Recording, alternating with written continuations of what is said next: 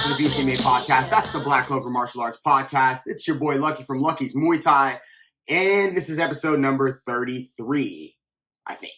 In this episode, we're going to talk about the Black Beast Derrick Lewis knockout of Curtis Blaydes and whether or not he's going to be able to get a title shot or at least win a title. We're also going to talk about what's the most important thing to tell beginners to work on and why fundamentals might just be a bad answer. But before we get into all that, if you like this show, please hit the subscribe button, keep the like, tell a friend. If you want to stop by and check out the gym, Lucky's Muay Thai, hit us up at www.luckysmt.com or drop me a line at Lucky's Muay Thai on Instagram, and we will get you situated with a shot to check out the gym. So let's get into it. All right, first things first. I get a lot of beginners coming in the gym, and it dawned on me this conversation that people have, and I'm guilty of it as a coach, telling people the same sort of things over and over again, and then they don't become diluted, but you kind of start to compress everything into a smaller version. So a lot of times you will hear people say, and coaches in interviews and elsewhere, and even fighters, fundamentals is key. You should be working on your fundamentals. All of that is so damn true, but it is not a really good refined answer for somebody starting out. What are the fundamentals? They think I got to work on my jab and my cross. I got to work on my left kick, my right kick. I got to work on my knee. I got to work on my checks, my defense. I got to work on moving my head.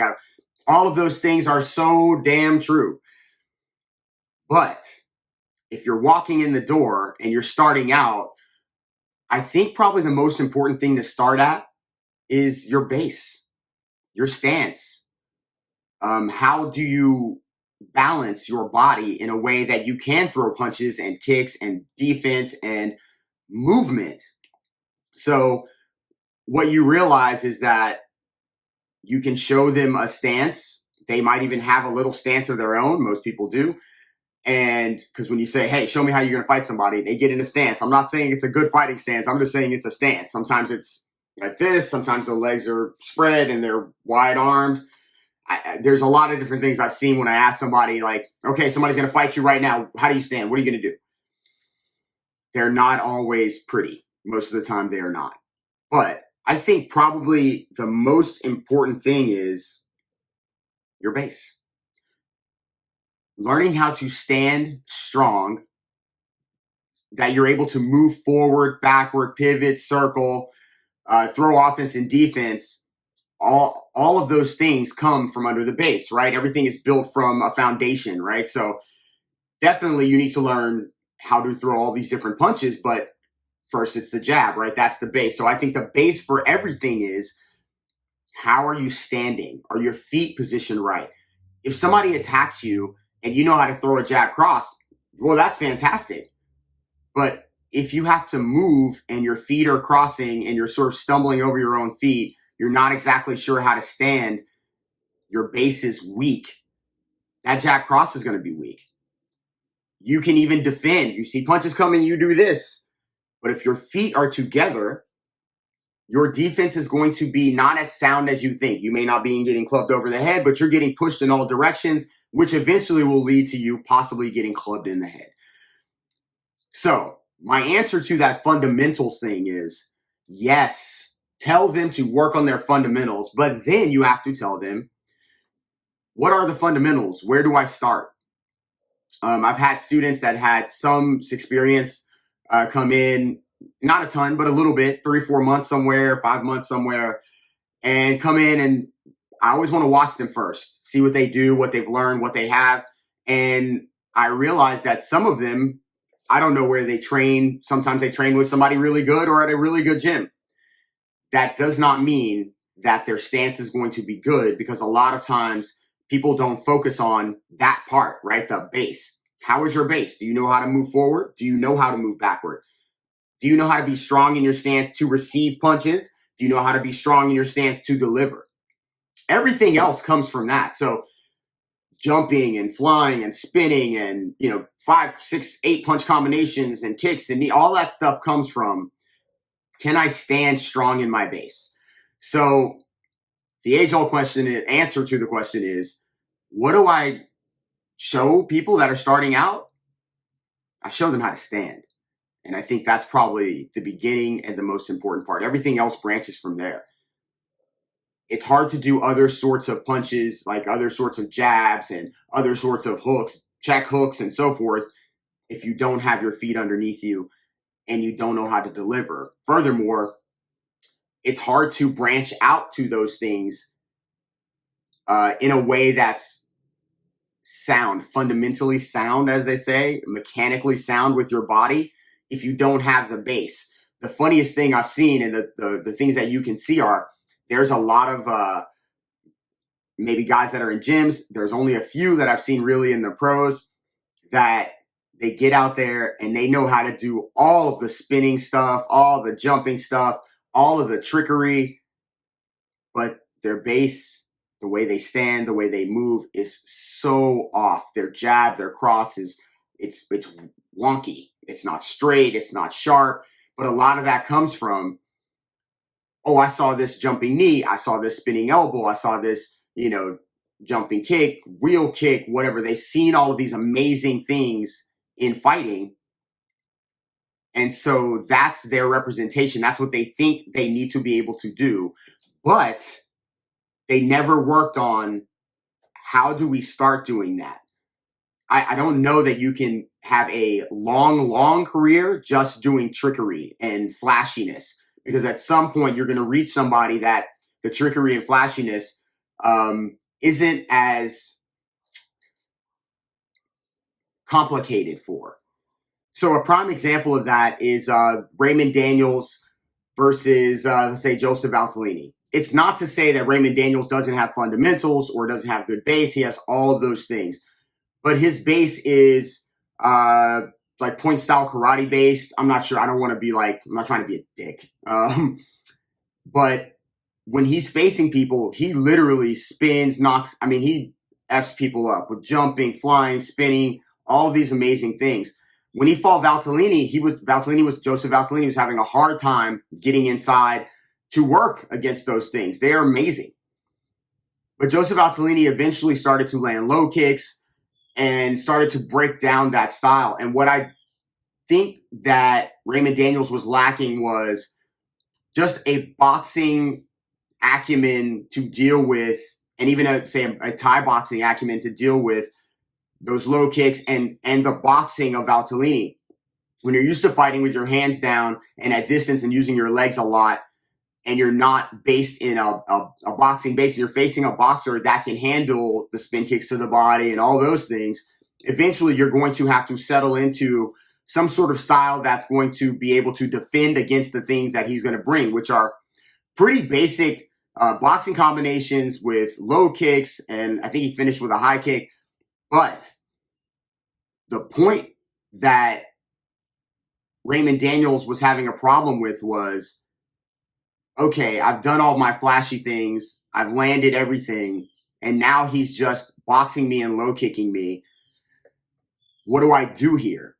And whether or not he gave everything he could give and Valtellini just could take it, I mean, maybe that's the case. But again, Joseph Valtellini didn't do any spinning, jumping, flying stuff to make it, I'm going to do what he does.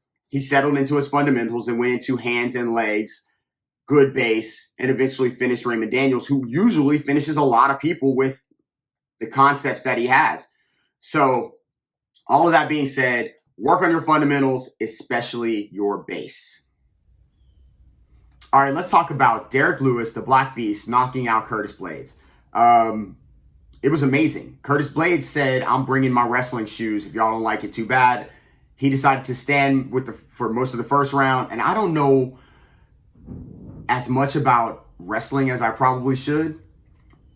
But I do know wrestling in MMA requires some setups, especially when you're dealing with power or people that are very quick, fast twitch and can throw, knees very quickly, those kind of things. In this case, it didn't seem like Curtis Blaydes really set up the takedown. He shot from pretty far away.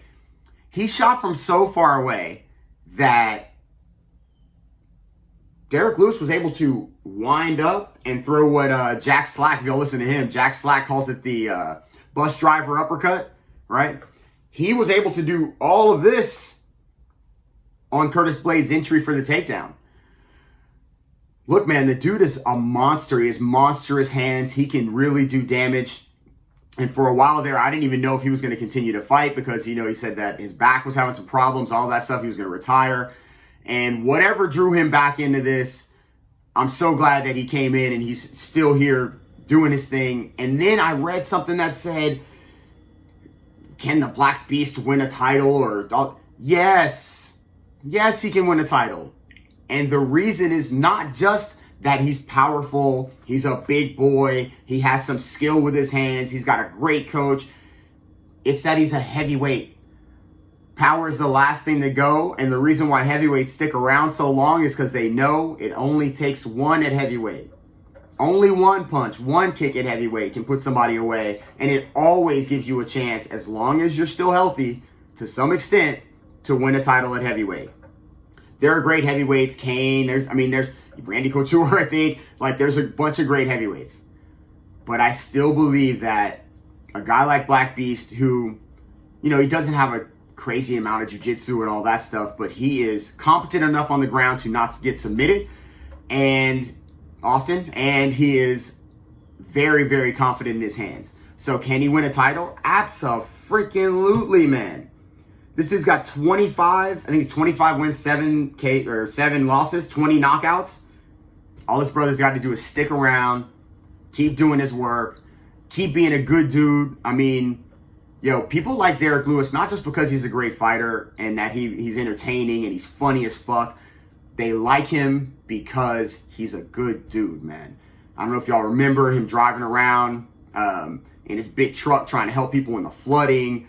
Like, the dude's all right, man. And I hope, you know, one more fight and he's fighting for a title.